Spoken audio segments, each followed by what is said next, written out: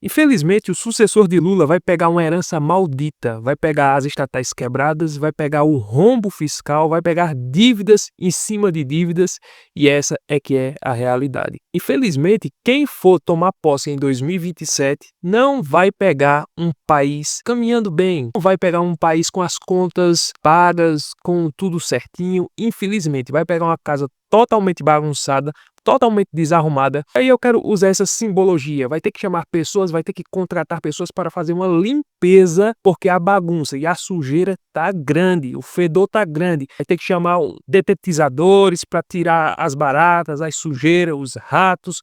Vai ter que chamar mecânico, carpinteiro, pedreiro, vai ter que chamar tudo, porque tá tudo quebrado, tudo desarrumado, tudo fora do lugar, tá tudo desalinhado. Assim é que está o Brasil, e quem pegar em 2027 vai ter muito trabalho para fazer. Por quê? Porque o governo de hoje só pensa em gastar. O governo de hoje não está nem aí para as contas públicas, não tem responsabilidade fiscal, pensa apenas na sua reeleição. Suponhamos que o Lula vai se reeleger. Suposição apenas.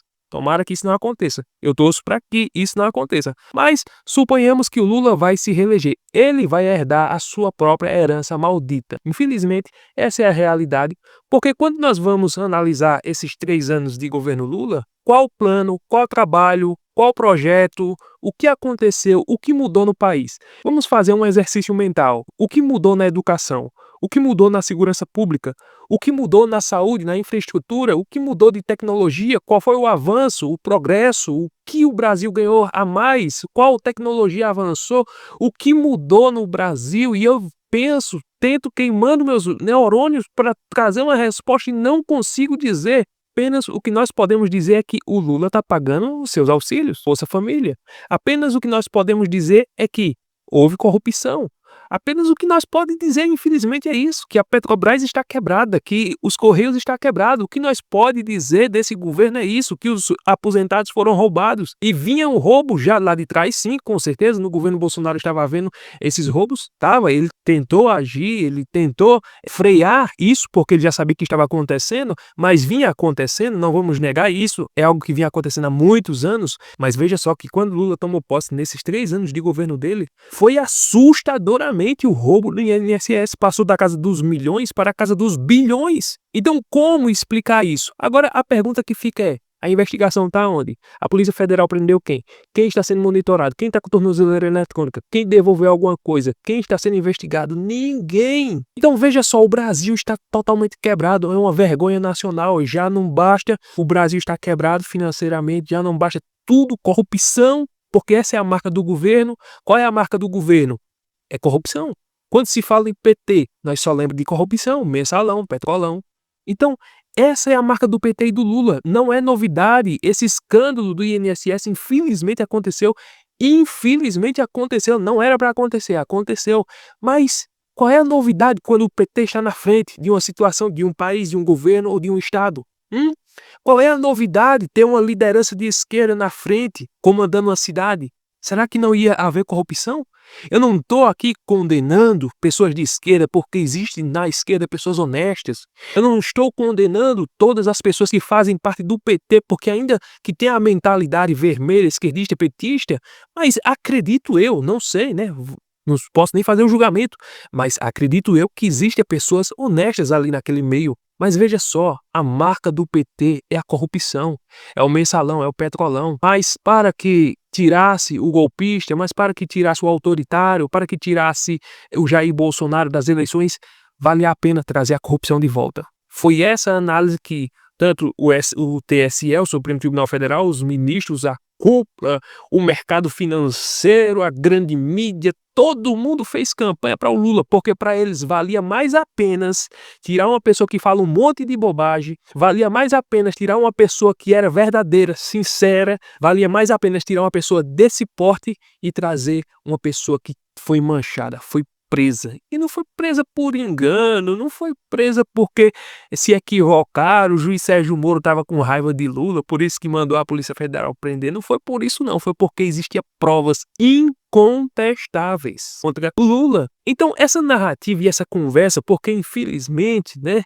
o Supremo Tribunal Federal, por uma manobra, por uma ajuda, por causa que Pessoas que foram indicadas pelo próprio PT disseram: não, eu não posso deixar o meu presidente preso, eu vou dar o meu jeito aqui no Supremo Tribunal Federal. Foi lá, olhou os papéis simplesmente e disse: não, Curitiba não é o lugar competente para julgar o presidente. Então, anulou tudo, não inocentou, mas anulou tudo e simplesmente deram os direitos políticos a Lula e disseram: nosso presidente, nós vamos te dar os direitos políticos, nós vamos te tirar da prisão e nós vamos te dar uma força ainda para ganhar de Bolsonaro em 2018. Lula, infelizmente, ganhou as eleições, pegou o Brasil no verde, pegou as estatais dando lucro, pegou a Petrobras dando lucro, os Correios dando lucro, pegou o país caminhando certinho, mas só bastou, primeiro ano de governo já colocou o Brasil no vermelho, na vergonha internacional. Aí, para acabar de completar, que já está quase findando o governo Lula, ainda falta um ano, né? Temos consciência disso, mas para encerrar sua carreira como presidente da República, ele inventa de brigar com a maior potência do mundo. Ele inventa de brigar com um parceiro comercial que é o segundo maior que do Brasil, os Estados Unidos. E nós temos que ter a humildade de confessar e dizer: nós somos dependentes dos Estados Unidos em muita coisa. Se tirar a influência dos Estados Unidos, se tirar os bancos, se tirar o dólar, se cortar os acordos comerciais com os Estados Unidos, o Brasil fica isolado, nós vamos virar uma Venezuela. Não foi à toa que Paulo Guedes disse: 6 meses nós viramos uma Venezuela. Ele disse isso aí, foi um exagero dele, sim, mas o procedimento, o comportamento, a maneira como Lula está tratando os Estados Unidos, ele quer mesmo virar uma Venezuela, ele quer nos isolar, ele quer fazer com que nós virem uma Cuba. Então, é inacreditável a incompetência desse desgoverno que aí está. O mercado financeiro não acredita. Muitas pessoas tiraram o dólar do país, né? Então, essa é a realidade. E o que dizer desse governo? Quem acredita? As pesquisas mostram que a desaprovação de Lula está lá em cima. As pessoas não estão acreditando mais em Lula. Ele veio com essa conversa bonita. Não, é porque vai ter picanha, vai ter cerveja. O povo acreditou nas lorotas de Lula, porque ele é muito bom de conversa. O Lula sabe conversar. Ele é do povão. Nós não podemos negar isso aí. Mas conversa por conversa não enche barriga de ninguém. Aí eles vêm com essa narrativa: não é porque a economia está crescendo, não é porque a inflação está diminuindo, é porque poder de compra. Que poder de compra? Onde é que o salário mínimo está dando para alguma coisa? Quem é funcionário, quem recebe um salário, sabe, não dá para passar o mês. Quem tem aluguel, quem tem IPVA, quem tem carro, quem tem que pagar a conta de água, de luz, de internet, quem tem que comprar remédio, feira. Onde é que o salário mínimo dá para isso? Não, pelo contrário, o real está perdendo o seu poder de compra. E perdendo mais ainda por causa dessa briga comercial com os Estados Unidos, briga de um arrogante, porque essa que é a verdade. O Brasil está tomando uma postura de arrogância, não por causa dos brasileiros que estão sendo arrogantes, mas por causa do líder que representa os brasileiros, essa postura arrogante, dizendo: não, nós vamos proteger o nosso ministro, nós não aceitamos que outro país invada a nossa soberania. E aí agora, depois dessas sanções que veio contra o Alexandre de Moraes, o Lula, juntamente com a esquerda, quer blindar o Alexandre de Moraes, fazendo com que já pediram a liminar para que os bancos, entraram com a liminar no Supremo Tribunal Federal para que os bancos brasileiros não sancionem Alexandre de Moraes. Se eles fizerem uma loucura dessa, o Brasil vai entrar no buraco. Se eles tentar driblar essas sanções que vêm dos Estados Unidos contra o Alexandre de Moraes, porque essas sanções só vêm, a Lei Magnitsky, é só colocada, é só posta por aquelas pessoas autoritárias que passam por cima dos direitos humanos, que fazem coisas atrozes. E claramente, nós temos visto isso. Alexandre de Moraes tem passado por cima dos direitos humanos aqui no Brasil. Não precisa nem eu falar, né? Já não basta a tornozeleira eletrônica no pé de Bolsonaro. A mulher do batom que pegou 14 anos é inacreditável. O rapaz que sentou na cadeira de Alexandre de Moraes pegou 17 anos. Alexandre de Moraes quer colocar 17 anos para ele. Pessoas que pegaram 14, 16. Não, é porque aquele grupo de pessoas eram as pessoas que queriam dar o golpe. Quem ia dar o golpe naquele dia? As pessoas invadiram, depredaram, fizeram um monte de coisa, tem que pagar pelo que fizeram. Agora, peraí, que golpe é esse? Que golpe? Que fantasia de golpe é essa? Mas, infelizmente, essa narrativa do golpe está se sustentando. E por causa disso, o Brasil decidiu pegar uma briga com os Estados Unidos. Essa aqui é a verdade. O Donald Trump viu tudo isso acontecendo lá nos Estados Unidos. A perseguição política contra o Bolsonaro, o favorito das pesquisas sendo tirado de forma covarde das eleições. Você quer tirar Jair Bolsonaro das eleições? Deixa ele concorrer, deixa que o povo faça o julgamento. Aí nós vamos ver se de fato ele queria dar o golpe ou não. Se ele perder as eleições para o Lula e perder de feio, é porque o povo brasileiro reconhece que Jair Bolsonaro queria dar o golpe de Estado. Se ele perder de feio, agora se ele ganhar, eu pergunto, o povo brasileiro acredita nessa narrativa, nessa história de carochinha de que ele queria dar um golpe de verdade? Ou o povo brasileiro hoje se arrepende, aqueles que não votaram, que foram omissos, se arrepende de hoje não termos o presidente Bolsonaro assumindo a direção do país? Porque eu tenho certeza que se Bolsonaro tivesse assumindo a direção desse país, nós estaríamos em outro patamar econômico, estaríamos em outro patamar estrutural. Tenho certeza disso. O que nós temos avançado nesse tempo que Lula está na presidência da República? Não temos avançado em nada. Essa que é a verdade. Nós temos que reconhecer os fatos. Então nós temos que expor a verdade, falar a verdade, que os projetos de Lula, qual foi o projeto de sucesso? Qual vai ser a marca? O que Lula vai deixar de legado para as pessoas brasileiras quando olharem, se lembrarem dessa data que ele está assumindo? Quando olharem para trás, vão dizer, olha, Lula deixou isso aqui de herança para o Brasil. Ele vai deixar herança de dívida, é isso que ele vai deixar. Ele vai deixar essa herança maldita na história, de que as pessoas vão olhar e vão dizer, ó, ele comprou briga com os Estados Unidos. Nenhum presidente do mundo está falando do dólar, mas ele está. Nenhum presidente do mundo está falando contra o Trump, mas ele está. Nenhum presidente do mundo está se negando a negociar com os Estados Unidos, mas o presidente daqui está. Então é essa herança que ele vai deixar para a memória dos brasileiros, essa vergonha nacional e internacional. Esse é o representante.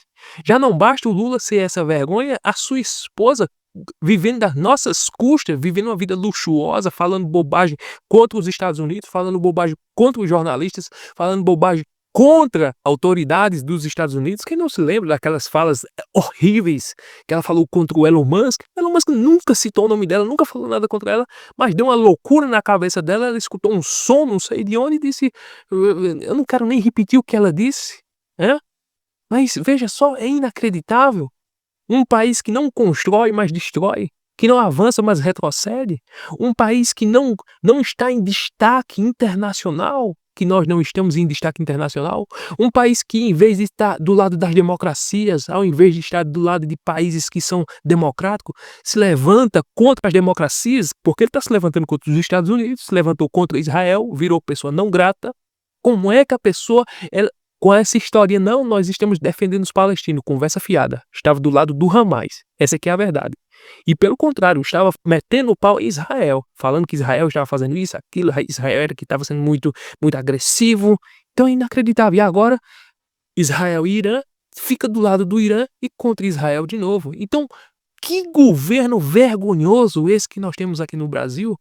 Ainda tem muitas pessoas, e a grande mídia ainda aplaude esse pinguim, a grande mídia ainda fala bem desse presidente, eles fecham os olhos. A esquerda é inacreditável. Não conheço progresso em nenhum governo socialista, não conheço progresso em nenhum governo de esquerda. E aí nós podemos, mas e a China? A China avançou sim, mas a China avançou porque o presidente não se isolou. Mas veja só, um comunista como Xi Jinping não está falando mal do dólar, não está falando mal do Trump. E se fala, fala nas ocultas, fala entre eles, não fica espalhando isso em rede nacional e internacional como o presidente daqui está. Então, infelizmente, o presidente daqui está colocando o Brasil em um buraco. O presidente daqui está colocando o Brasil na vergonha internacional. Isso é um fato, é uma realidade, e nós temos que expor isso. Ele decide fazer as manifestações, ele nem faz, ele nem chama as suas manifestações, porque se ele fizer é vergonha. Quando ele faz as manifestações dele, é um lugar fechado, só com a cúpula do PT, porque as pessoas mesmo não vai não.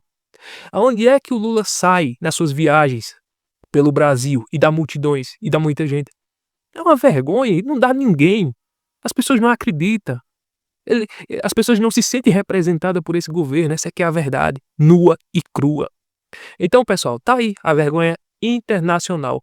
O pingunço do nosso presidente brasileiro, Luiz Inácio Lula da Silva. Vergonha internacional. Eram essas verdades que eu queria trazer nesse vídeo. Se você chegou até aqui, não se esquece, deixa aquele like, curte, comenta, compartilha, inscreva-se no canal. Até o próximo vídeo, se Deus permitir.